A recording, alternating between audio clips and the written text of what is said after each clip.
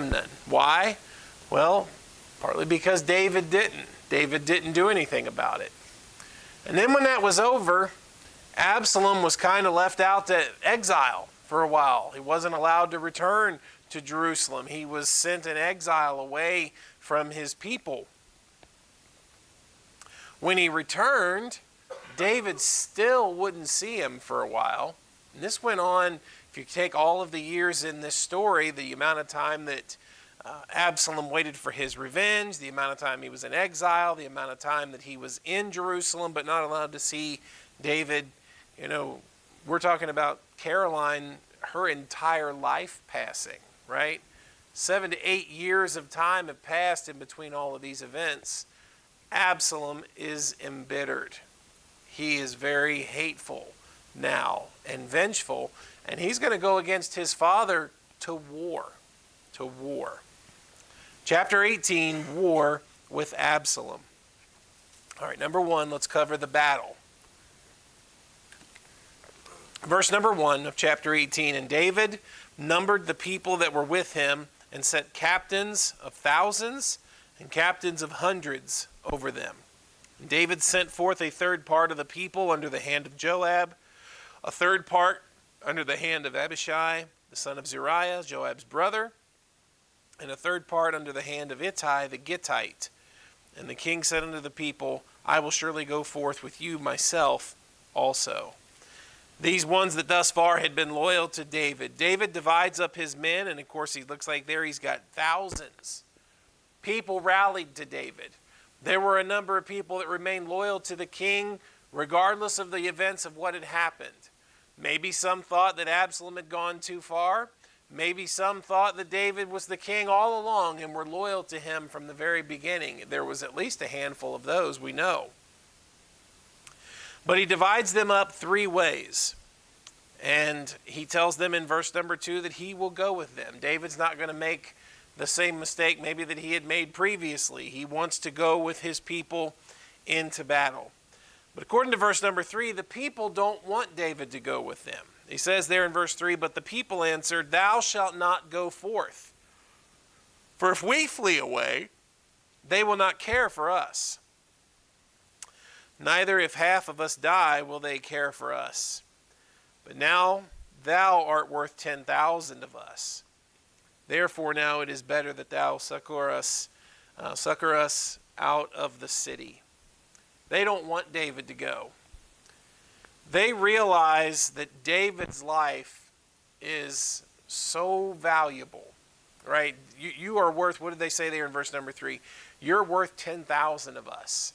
If we go out, according to verse number 3, and we flee away, they don't care. They are gunning for you. They don't care if we flee, and if half of us die, will they care for us? You know, this battle is with one intent and one purpose. Absalom is coming for you. And they do not want to risk putting David out there in the forefront of the battle. They don't want to risk David being killed. You're worth 10,000. Your life is worth more. Your life is more valuable than ours. They also know that you can succor us out of the city.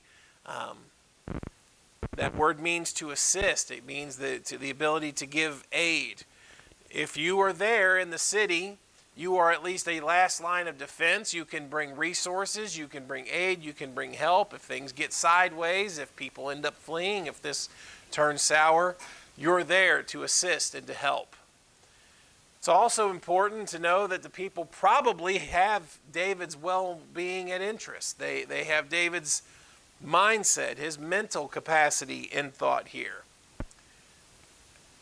You don't want to pretend that this is going to be an easy battle, right? For David to go on we know Absalom is on the battlefield. We know that Absalom has bit off that part from the advice of Hushai, right? Oh, you should get as many men as you can, get an army, and you lead them into battle.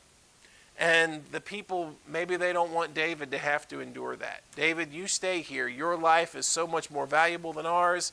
You can do much good to us here from a place of refuge and a place of assistance. And certainly this would have been a very hard task for David to go out and fight against his own son.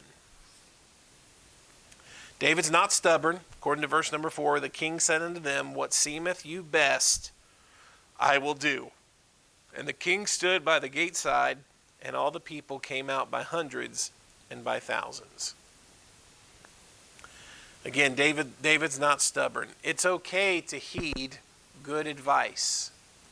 Now, David is the king, and David wants to lead his people into battle, but it's okay to heed good advice. It's okay to listen to folks that, have your best interest in mind. It's okay to listen to people, even if technically you don't have to, right? David's king, he doesn't have to listen to them. But that's wisdom, right? That's humility, that's good wisdom, that's helpful. To listen to good advice, even if you're the king, even if you don't have to listen to good advice. You may be approached with that in life. There may be times that people give you advice or people try to give you counsel, and no, you don't have to listen to it. You're in a position where you get to call the shot. You're in a position where you're either an authority or however it falls out, you don't have to listen. Yeah, there may be times in life, it's your life. You can make whatever decision you want. Don't neglect wisdom. Don't neglect wise advice and counsel. Don't neglect to listen to people that indeed really do have good interest in mind for you. Don't stubbornly go just because you can. So David does that. David listens. Now in verse 5, the king commanded Joab and Abishai and Ittai, saying, deal gently for my sake with the young man, even with Absalom. What does that mean? Take him alive.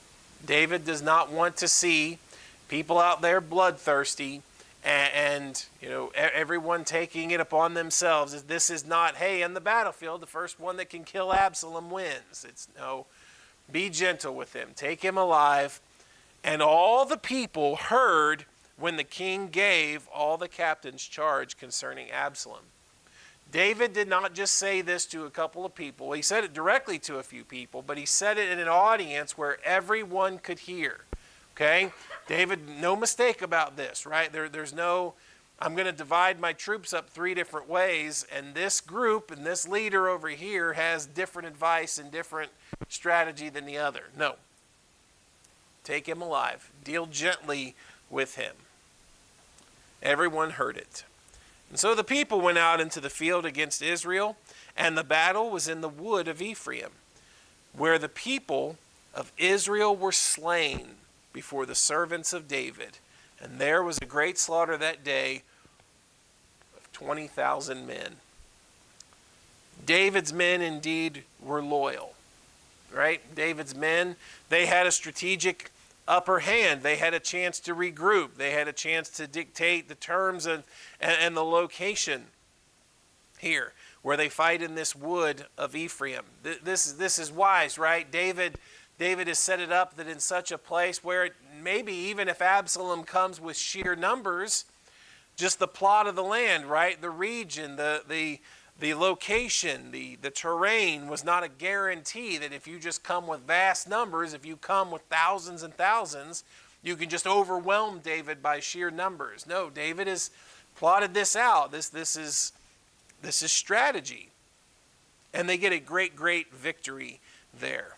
From verse number 8, it says that the battle was there scattered over the face of all the country, and the wood devoured more people that day than the sword devoured. That's kind of unique language to use, but folks, so many folks that came against David, this army of Israel, these ones that were coming with Absalom, they were just scattered in confusion. It talks about more people being devoured that day in the wood. The terrain, the location that they fought, in the mass confusion and in the area in which the battle went and took place. You've got men that were getting caught, getting stuck, falling in pits, people trapped, people tripping over limbs, people getting caught just in the terrain, just in the location, that those things resulted more resulted in more death than just open warfare in a battlefield, right? That's kind of the language that's intended there. It doesn't mean that, people were dying because they would trip over, a limb, but their tripping over a limb allowed them to be caught, and more people died because of those kind of circumstances than just in an open field battle of warfare, sword on sword, shield on shield. What a great battle, right? That David and his men, or David's men, were able to win. David's captains divided up 3 ways, and in the location that they defended for this battle, were able to win just a great, great victory. 20,000 of them killed that day. Mass confusion, the enemy was scattered, and David's troops won a great battle. Now, number 2, Joab and Absalom. Joab and Absalom. Now, seeing obviously that his people were routed, seeing that Absalom had suffered a great, great defeat that day, folks are scattering, folks are leaving. It's time, call it quits, right? Lick your wounds, time, maybe they need to regroup. Verse number 9, Absalom met the servants of David. Absalom rode upon a mule. Again, it can't be overstated. Absalom's vanity is what led him into this battle. He bought Hushai's advice, hook, line, and sinker. And here he is on the battle, and now he's attempting to get away. He's riding upon a mule, and the mule went under the thick boughs of a great oak. And his head caught hold on the oak, and he was taken up between the heaven and the earth, and the mule that was under him went away. In the confusion and the attempt to get away, Absalom, going under these great oaks, we know about the terrain, we know about the location, right? It's a wooded area, weird scene. He gets stuck, he gets caught. There's some different thoughts there, right? Some people think that, maybe he got stuck by the hair. We know about his big, fluffy head of hair that he's got there. It doesn't particularly say that in the text, right? We don't know that for sure. Did he get his hair caught in some of these limbs? Did he get stuck with a forked limb, right, where he gets caught by the neck and he can't get away, and the mule rides right out from under him? We don't know exactly how he got caught by his head, but he got stuck.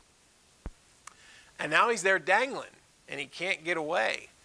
Enough so that it's not like he's hung by the neck so that he's going to die, but he's there suspended and he can't get out. He's stuck in this heavy brush, in this heavy wood, and he can't get away. And a certain man saw it. It says, and he told Joab and said, Behold, I saw Absalom hanged in an oak. And Joab said unto the man that told him, And behold, thou sawest him, and why didst thou not smite him there to the ground? And I would have given thee 10 shekels of silver and a girdle. When this man that somebody sees it in the distance, they see Absalom is stuck there like he's caught. He can't go anywhere. I mean, this guy's legit stuck. He's just hanging there, dangling for everybody to see. Well, let's go tell the captain. And they go and they tell Joab. And Joab's like, if you saw it, why didn't you do something about it? If you saw Absalom, right, the leader of this enemy, and you just saw him there, why didn't you kill him? Why didn't you, in verse number 11, why didn't you smite him there to the ground, man? You could have earned such a great reward today. You would have been given 10 shekels of silver and a girdle, this garment that would have been, significant of authority. This would have been significant of place, elevation. You should have killed him, right? You should have put an end to this. You should have killed him right where you saw him. Why didn't you do so? Why do you think he didn't do so? You remember what David said? Be gentle with him, okay? Don't kill him. Joab's like, you should have killed him. Joab is still a very interesting character, right?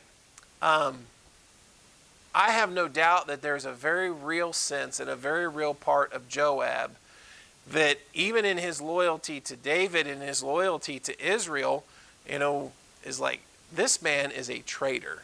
This man is a traitor to Israel. This man is a traitor to our king, to our family, to Israel, to David. He's going to die. We are going to kill him. Now, David said, don't do that. Now, Joab, ever the patriot, you should have killed him. You should have killed him.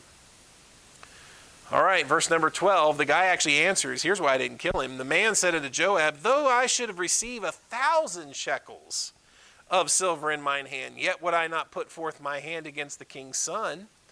For in our hearing the king charged thee, and Abishai and Ittai, saying, beware that none touch the young man Absalom. You could offer 10 shekels in a shirt or 10 shekels in a girdle. You could offer me 1,000, and I wouldn't. You know why?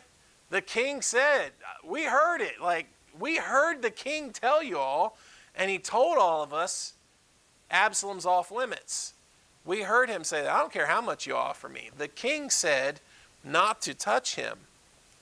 And then he admits in verse number 13, otherwise I should have wrought falsehood against mine own life. Like, I'm taking my own life in my hands, right? I'm doing myself dirty here. You're reminded of that verse in Ephesians, right? No man ever yet hated his own flesh. Little self-preservation kicks in and like, yeah, every patriot would like to end this right here, but if I kill him, somebody's coming after me. In fact, do you know who would be coming after me if I killed him? You would. He tells that to Joab there in verse 13. For there is no matter hid from the king, and thou thyself wouldest have set thyself against me. You're offering me 10 shekels and a girdle, but guess what? If I had killed him, guess who would be coming after me? You would be. Because the king said not to, and no matter's hid from the king. Like, nobody's going to be able to hide this.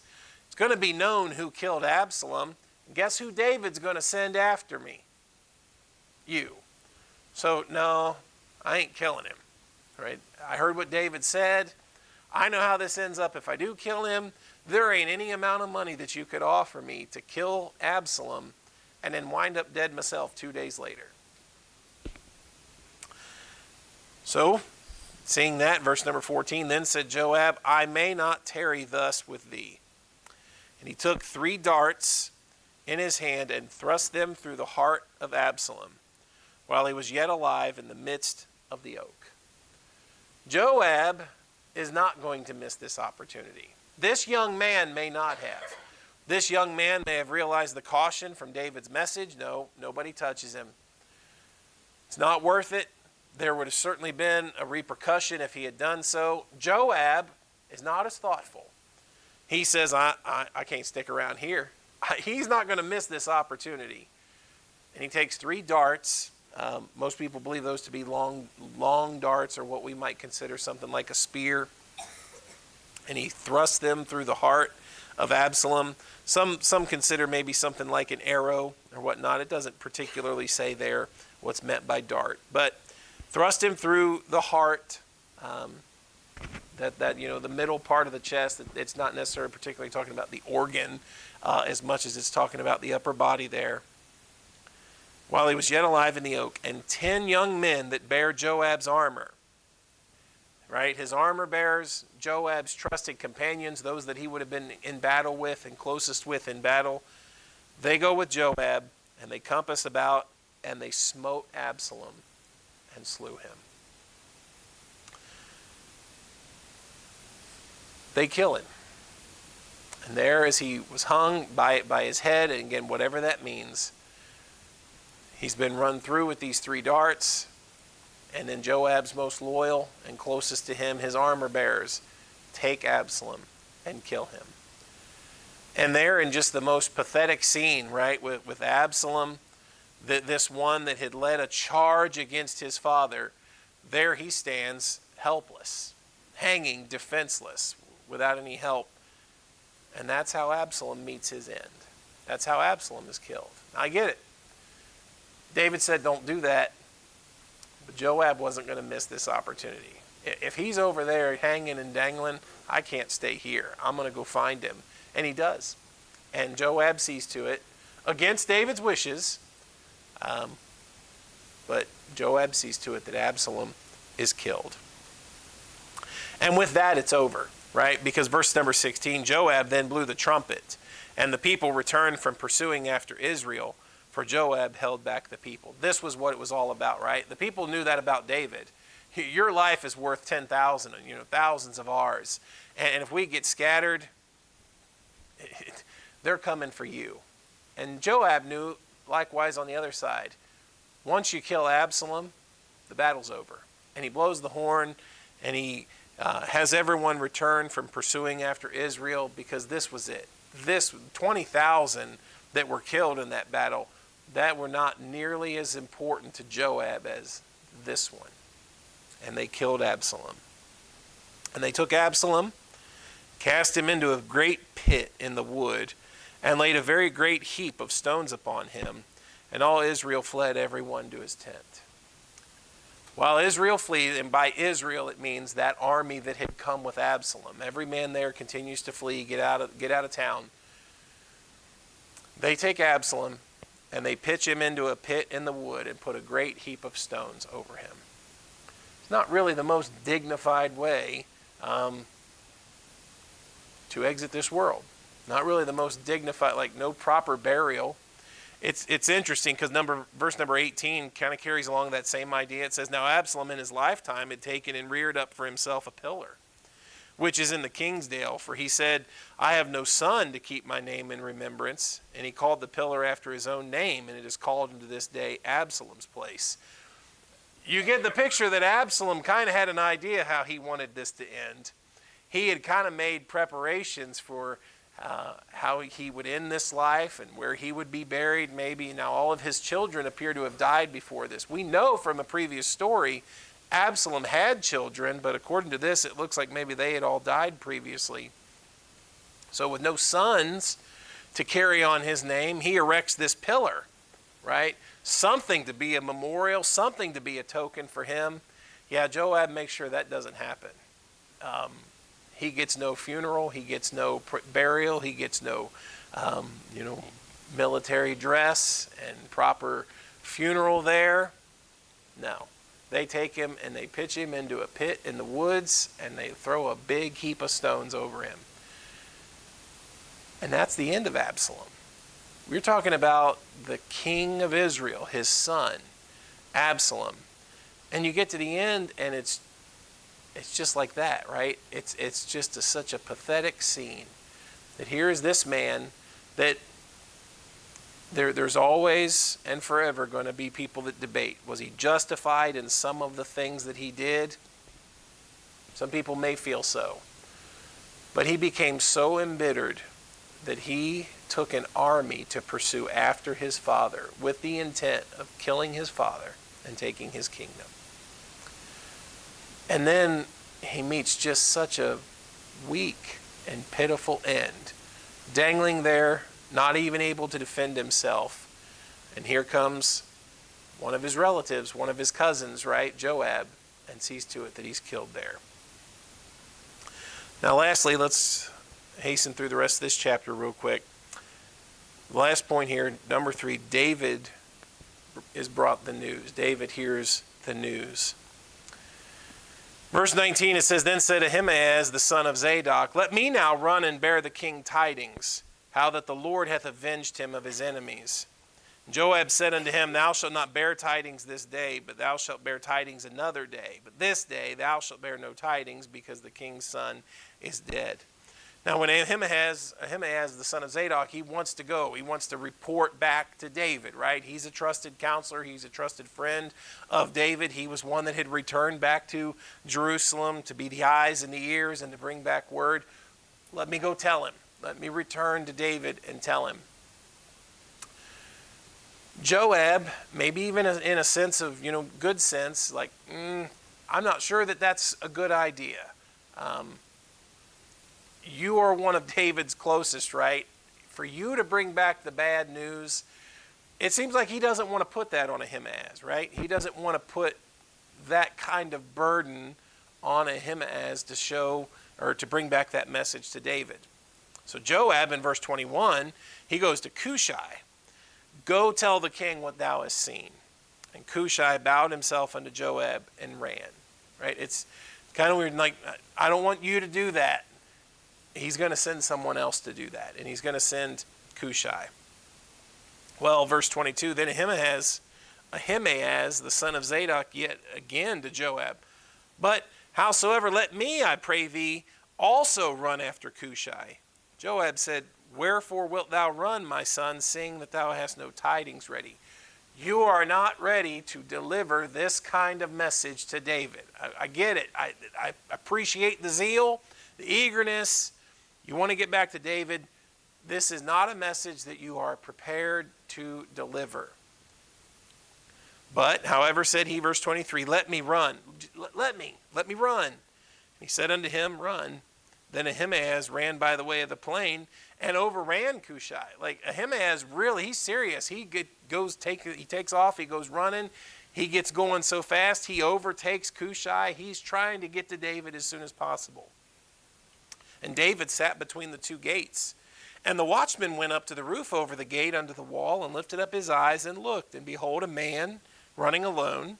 And the watchman cried and told the king. And the king said, if he be alone, there's tidings in his mouth, right? This isn't, somebody slipped away from the battle and that's somebody to fear or somebody coming to kill me. If it's somebody that's running alone, somebody's bringing a message, right? There's tidings in his mouth. He came apace and drew near. And the watchman saw another man running. And the watchman called unto the porter and said, behold, another man running alone. And the king said, he also bringeth tidings. And the watchman said, methinketh the running of the foremost is like the running of Ahimaaz, the son of Zadok. And the king said, he is a good man and cometh with good tidings. Now you know why Joab didn't want Ahimaaz running ahead. What happens when David realizes it's Ahimaaz? He assumes it's good news. Right? Joab's no dummy. He doesn't always think everything through, and those things that he thinks through are sometimes self-serving, and he's not always the most obedient, but he wasn't dumb here. He says, verse 28, Ahimaaz called and said unto the king, all is well. And he fell down to the earth upon his face before the king and said, blessed be the Lord thy God, which hath delivered up the men that lifted up their hand against my lord the king. God's given you the victory, right? Blessed be the Lord thy God, which hath delivered up the men. You've won. You've won the battle. God has delivered up these men into your hand. And the king said, is the young man Absalom safe? And Ahimaaz answered, when Joab sent the king's servant, and me thy servant, I saw a great tumult, but I know not what it was. That's the other reason that Joab did not want Ahimaaz to return. Now, what did Joab basically tell him? You're not ready to deliver this kind of message to David, to King David. And what did we find out? Ahimaaz was not ready to deliver this kind of message to King David. When he asks, what about Absalom? Is Absalom safe? Ahimaaz doesn't know what to say, right? He can't say it. He can't speak it. He can't put it into words. I saw a great tumult, but I know not what it was. Ahimaaz was a fast runner. He wasn't the best delivery man that day, right? He didn't actually bring a very sound, he didn't bring a very succinct or really good explanation of the events of that day. God gave you the victory. Well, what did it look like? I don't know. The great tumult, I'm not exactly sure. Wasn't really the best message. Maybe this is why Joab didn't want him running ahead, and he actually sent Cushai back. Because if you look here in verse 30, the king said unto him, turn aside and stand here. And he turned aside and stood still, and behold, Cushai came. Cushai said, tidings, my lord the king, for the Lord hath avenged thee this day of all them that rose up against thee. And the king said unto Cushai, is the young man Absalom safe? You see, this is the second time. We know what's important to David. We know what matters to David. What about Absalom? What happened to him? And Cushai answered, the enemies of my lord the king, and all that rise against thee to do thee hurt, be as that young man is. God, both reporters have reported back that God had given him a great victory. God had avenged David of those that would raise up against him.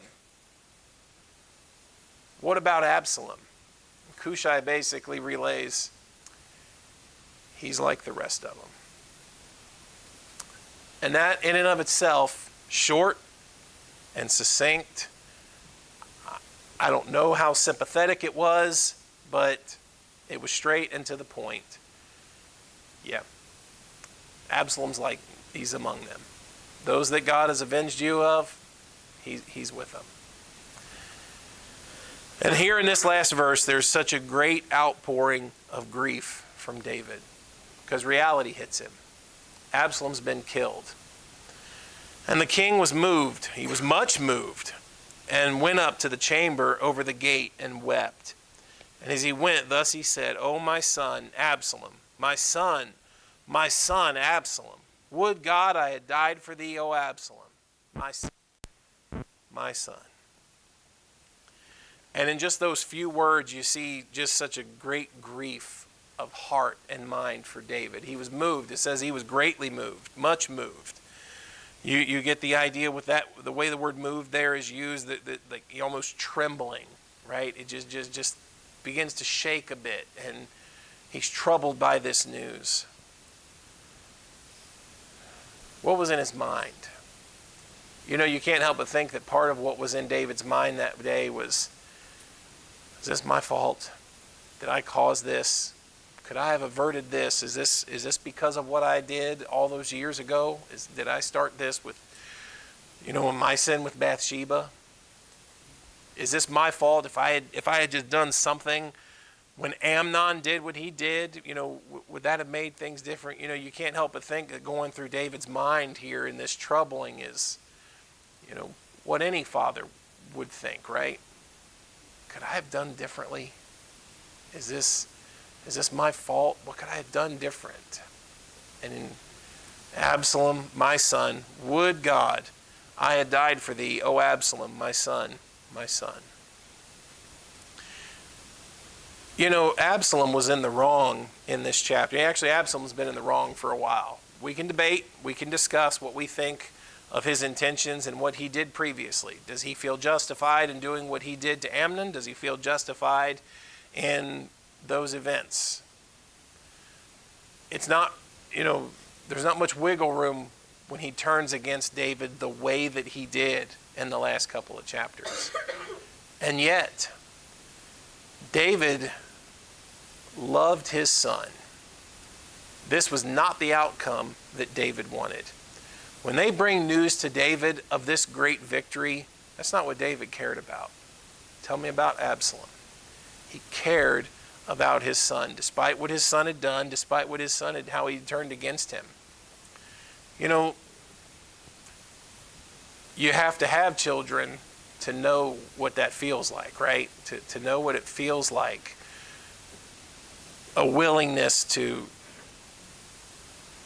even when they're in the wrong, bear what would be their punishment, right? To think that maybe some of the things that they've done are your fault, and that you would much rather bear the repercussions, you would much rather bear the consequences than what they did. As some of you young people grow up and you have families of your own, you'll experience those things as you have children. And we want to be good examples. We want to be good leaders of our family. We want to teach our children, show them the things that are right, show them the right way. And yet on the same side of that, when you fail, I don't know if you understand and see how much that wears even on mom and dad, and the pain that they go through and what they wouldn't endure to see it had turned out another way. David's here willing even to endure. He said, would God that I had died for thee, O Absalom, my son, my son.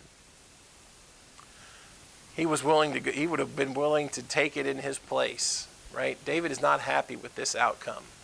David is not this king that wants to see victory at all cost, that is totally removed from a real sympathy and a real compassion.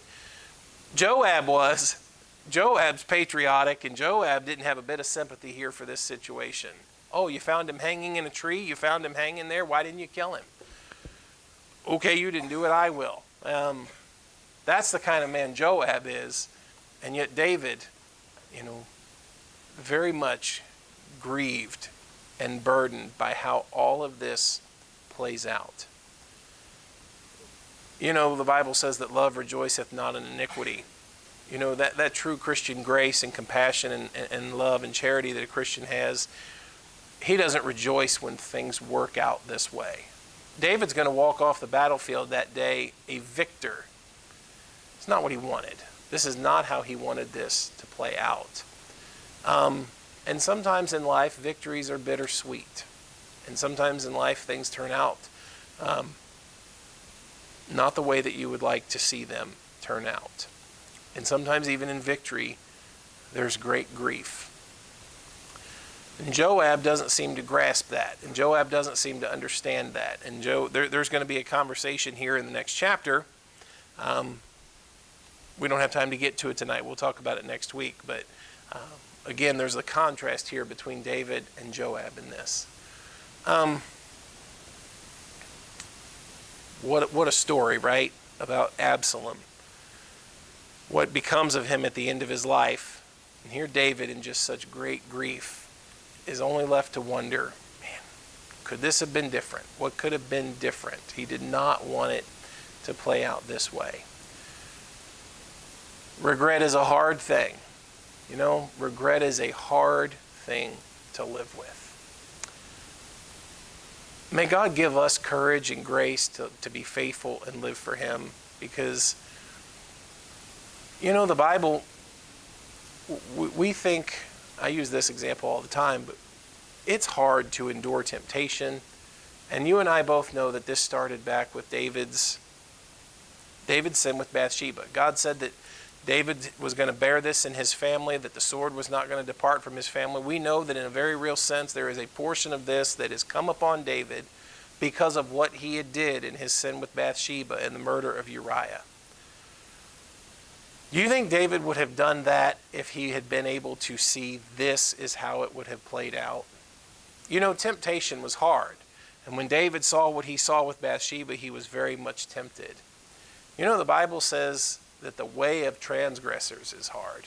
You know what's even harder than temptation? What David's going through right now. Temptation is difficult. What's really difficult?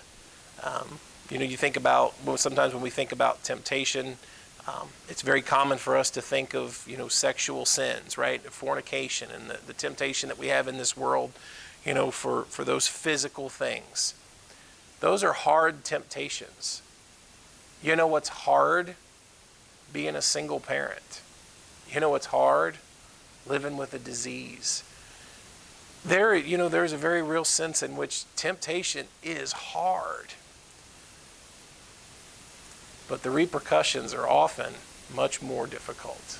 And what David is enduring right now, there's nothing that he wouldn't give to have this turn out another way. You can't go back. And the last thing that I want for you, that I know Brother John wants for you, that your parents want for you, that anyone that loves you wants for you, is to live with regret. Right? To wish that when it all plays out, you could go back and undo it or live it a different way.